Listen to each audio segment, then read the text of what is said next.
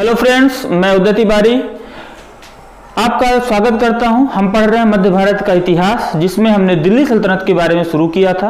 दिल्ली सल्तनत में last class में हमने गुलाम वंश पढ़ा, जिसमें हमने कुतुबुद्दीन ऐबक गुलाम वंश का संस्थापक इसके बारे में पढ़ा।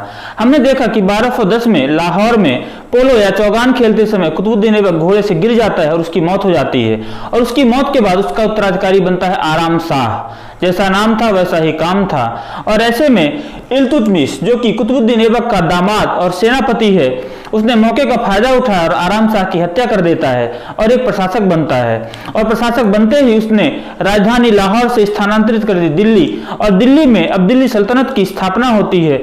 यहीं पर दिल्ली में वो राजधानी बनाता है और यहीं से उसने प्रशासन की बागडोर संभाली। लेकिन हमने देखा कि जब कुतुबुद्दीन ऐबक को दिल्ली सल्तनत का संस्थापक मानते हैं, लेकिन दिल्ली सल्तनत का वास्तविक संस्थापक इल्तुतमिश को माना जाता है। आखिर क्या वजह है कि इल्तुतमिश को हम दिल्ली सल्तनत का वास्तविक संस्थापक मानते हैं? इसको देखते हैं और समझते हैं। हम बात करें इल्तुतमिश की, तो इल्तुतमिश के बारे में अगर हम बात करें तो बचपन से ही बहुत ही इंटेलिजेंट था, बहुत ही कुशाग्र बुद्धि का था। अपने भाइयों में सबसे ज्यादा इंटेलिजेंट होने के कारण इसके पिताजी इसको बहुत ज्यादा पसंद किया करते थे और इससे उसके भाइयों को जलन हुआ करती थी। इस कारण से इल्तुतमिश के भाइयों ने इल्तुतमिश को बुखारा में ले जाकर बेच दिया। और बुखारा में जब इसे एक दास के रूप में जब इसे बेचा जाता है, तो वहां सूफी संतों से के सानिध्य में होता हुआ ये बुखारा से गजनी और गजनी से बगदाद पहुंचता है। और जहां सूफी संतों के साथ में रहकर उसने शिक्षा दीक्षा, धनुर्विद्या और सारी चीजें सीखता है। और बाद में कुतुबुद्दीन ऐबक ने इसे एक दास के रूप में खरीद लिया था। इस तरीके से यह कुतुबुद्दीन ऐबक तक पहुंचता है और वहां इसकी प्रशासनिक क्षमता और इसकी बुद्धि से प्रभावित होकर कुतुबुद्दीन ऐबक ने इसे 1200 ईस्वी में ग्वालियर का सेनापति या ग्वालियर का प्रशासक नियुक्त कर दिया। और 1205 में इसे दासता से मुक्त करके बदायूं का गवर्नर बना देता है और अपनी लड़की की इसके साथ शादी करवा देता है। बदायूं का गवर्नर बनने के बाद इसके इल्तुतमिश की महत्वाकांक्षा लगातार बढ़ती जाती है। और इसी महत्वाकांक्षा के चलते 1210 में जब कुतुबुद्दीन ऐबक की मृत्यु हो जाती है, उसने आराम शाह की हत्या कर दी और स्वयं दिल्ली का शासक बन बैठता है और अपनी राजधानी दिल्ली स्थानांतरित करता है। और दिल्ली अपनी राजधानी स्थानांतरित करने के साथ ही इसके साथ कुछ समस्याएं भी खड़ी होती हैं। तो उन समस्याओं के बारे में हम बात करते हैं। तो हमने लास्ट क्लास में देखा था कुतुबुद्दीन ऐबक के दो प्रतिद्वंदी थे, यल्दूज और कुबाचा। क्योंकि कुबाचा भी कुतुबुद्दीन ऐबक का दामाद है, वो भी यहाँ पर महत्वाकांक्षी, वो शासक बनना चाहता है। लेकिन कुबाचा के पास अभी लाहौर है, कुबाचा लाहौर में स्थित है और यल्दूज गजनी जा चुका है। उधर हम अगर पश्चिमोत्तर भाग की बात करें तो यल्दूज के ऊपर ख्वारिज़मी शाह आक्रमण करता है और ख्वारिज़मी शाह के आक्रमण से यल्दूज भाग कर आता है लाहौर। और यल्दूज ने लाहौर पर जब आक्रमण किया, कुबाचा को लाहौर छोड़कर भागना पड़ता है। इस तरीके से लाहौर पर यल्दूज का कंट्रोल हो चुका है।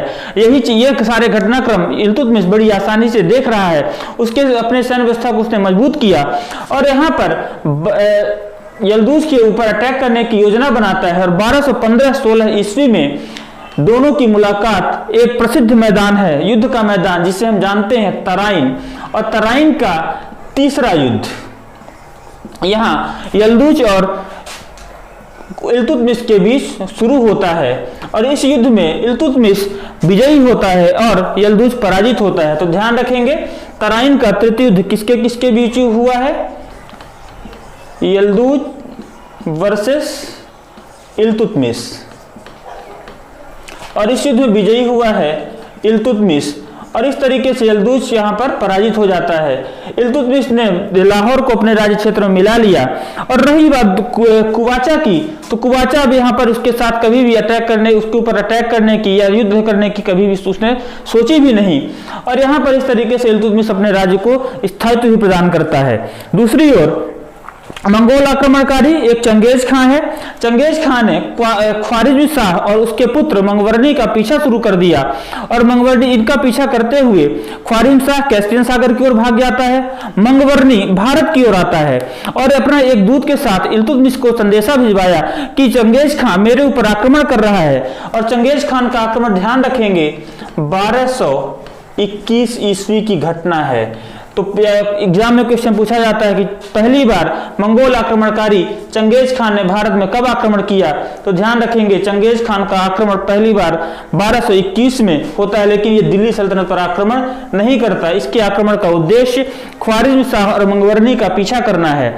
चंगेज खान ने ख्वारिज्म शाह और मंगवर्नी का जब पीछा किया तो ख्वारिज्म शाह कैस्पियन सागर की ओर भागता है, मंगवर्नी भारत की ओर आता है और अपने दूत के माध्यम से इल्तुतमिश तक संदेशा भिजवाता है कि आप हमारी संरक्षण दें, हमारी रक्षा करें। लेकिन इल्तुतमिश के अंदर दूरदर्शिता बहुत ज्यादा थी, उसे पता था कि अभी जो नया राज्य स्थापित भी नहीं हुआ है वो तुरंत ही विघटन की ओर चला जाएगा, इसलिए उसने रास्ते में ही मंगवर्नी के दूत की हत्या करवा दी और उसकी हत्या के पश्चात उसने देखा कि चंगेज खान वापस लौट जाता है। इस तरीके से उसने नव स्थापित जो न्यूली स्टैब्लिश्ड जो स्टेट था उसे विघटन से बचा लेता है।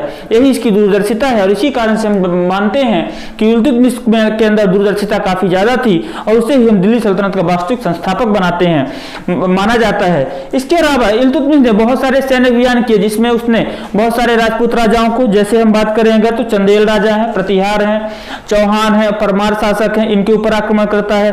रणथंभौर के राजाओं के ऊपर आक्रमण करता है। मध्य प्रदेश में मंदसौर के ऊपर आक्रमण करता है जहां पर परमारों की राजधानी हुआ करती थी। तीन क्षेत्रों पर अधिकार कर लेता है और अपने राज्य का विस्तार कर लेता है। इतना ही नहीं, उसने खजुराहो के किले पर और बांदा जिले में जो कालिंजर का किला है उस पर भी अधिकार कर लेता है और कुछ क्षेत्रों के ऊपर अपने पुत्र नसीरुद्दीन महमूद को अपना उत्तराधिकारी बना देता है और वहां पर ये शासन कर रहा होता है। लेकिन बीच में ही उसके पुत्र की स्वास्थ्य तबीयत खराब हो जाने के कारण मृत्यु हो जाती है और इस तरीके से उसका जो राज्य है फिर से कहीं ना कहीं उसके अंदर कमजोरी है। लेकिन उसकी पुत्री जिसका नाम है रजिया सुल्तान कैसे बनती इसको हम देखेंगे आगे, लेकिन हम बात करें उसने अपनी पुत्री को रजिया को अपना उत्तराधिकारी बनाया।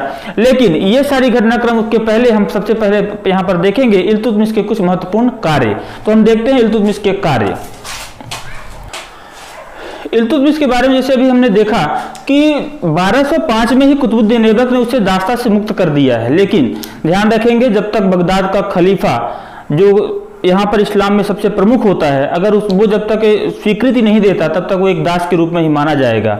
और 1229 ईस्वी में बगदाद के खलीफा ने भी उसे इन्वेस्टिचर दे दिया था, मानपत्र दे दिया था कि हम तुम्हें एक स्वतंत्र सुल्तान मानते हैं और इस तरीके से इल्तुतमिश अब सुल्तान इल्तुतमिश बन जाता है। और उसने प्रशासनिक दृष्टिकोण से बहुत ही ज्यादा महत्वपूर्ण परिवर्तन किए।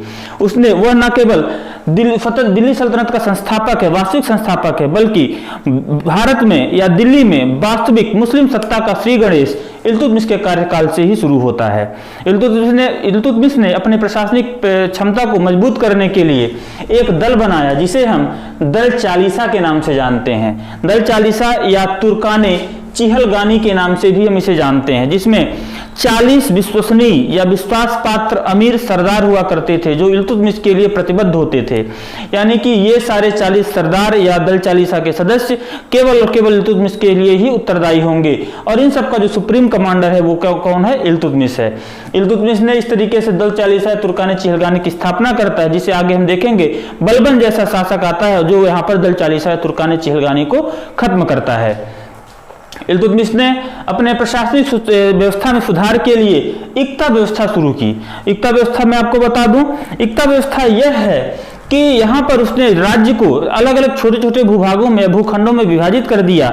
इन भूखंडों को हम इक्ता के नाम से जानते हैं और यहाँ का जो प्रशासनिक अधिकारी होता है जो यहाँ पर रेवेन्यू कलेक्ट करता है तथा सैनिकों का रखरखाव करता है उसे हम यहाँ पर इक्तादार बोलते हैं। तो इस तरीके से इक्ता व्यवस्था की स्थापना इल्तुतमिश ने करी थी। उसने शाही सेना का स्वरूप भी निश्चित कर दिया, साथ ही साथ उसने सेना के रखरखाव के लिए नगद वेतन देना भी शुरू कर देता है, जिससे कि सेना का मनोबल भी काफी मजबूत होता है। और सेना के अधिकारियों को उसने वेतन के बदले जागीर देना शुरू कर दिया, क्योंकि उसने जो इक्ता व्यवस्था बनाई है वहां पर वो जागीर उन्हें सेना के अधिकारियों को दे देता है, जिससे वो राजस्व कलेक्ट करेंगे और उसका शरीयत के हिसाब से उसका बंटवारा करके अपने सेनाओं का रखरखाव करेंगे और अपना जीवन यापन करेंगे। तो इसके अलावा हम आगे देखते हैं कि उसने न केवल यहाँ पर ये परिवर्तन किए हैं बल्कि उसने मुद्रा के स्वरूप में भी परिवर्तन किया है। उसने यहाँ पर दो विशेष प्रकार की मुद्राओं का प्रचलन किया है जिन्हें हम जीतल और टंका के नाम से जानते हैं। तो जो कॉपर की मुद्रा है उसे हम कॉपर कॉइन्स को तो तांबे के सिक्के हैं उन्हें हम जीतल बोलते हैं, और जो टंका है ये चांदी के सिक्के हुआ करते थे, सिल्वर कॉइन्स। तो ध्यान रखेंगे, एग्जाम में पूछा जाता है कि तांबे के सिक्कों को इल्तुतमिश के समय में दिल्ली सल्तनत में क्या कहा जाता था, तो जीतल, और जो चांदी का सिक्के उन्हें टंका कहा जाता था। इन सिक्कों पर टकसाल का नाम और खलीफा का नाम अंकित हुआ करता था। तो ये कॉपर और टंका, इसके अलावा इसने अपने जीते जी अपना उत्तराधिकारी सुनिश्चित किया था। हमने जैसे देखा नसीरुद्दीन महमूद जो उसका पुत्र है, तबीयत खराब होने के कारण उसकी मृत्यु हो जाती है, तो इल्तुतमिश ने ईरानी राजतंत्र के आधार पर, ईरानी राजतंत्र का जो सिद्धांत है उसमें यह कहा जाता है कि शासक अपने जीते जी अपने उत्तराधिकारी का चुनाव करेगा। तो इल्तुतमिश ने भी ईरानी राजतंत्र के सिद्धांत को अपनाते हुए अपना उत्तराधिकारी अपनी पुत्री रजिया को यहाँ पर नियुक्त किया था, और बाद में इल्तुतमिश की मृत्यु के पश्चात रजिया सुल्तान यहाँ पर शासिका बनती है। इस तरीके से हमने देखा कि इल्तुतमिश ने यह काम किया। हमने बात करी थी कुतुबुद्दीन ऐबक ने कुतुब मीनार की नींव रखी थी, उसका फाउंडेशन एस्टैब्लिश किया था। तो कुतुबुद्दीन ऐबक के अधूरे काम को पूरा करने का काम भी इल्तुतमिश ने किया है। इसने कुतुब मीनार के 4 मंजिलों का निर्माण करवाया। इस तरीके से हम देखते हैं कि इल्तुतमिश न केवल कला और साहित्य का संरक्षक है, बल्कि इसने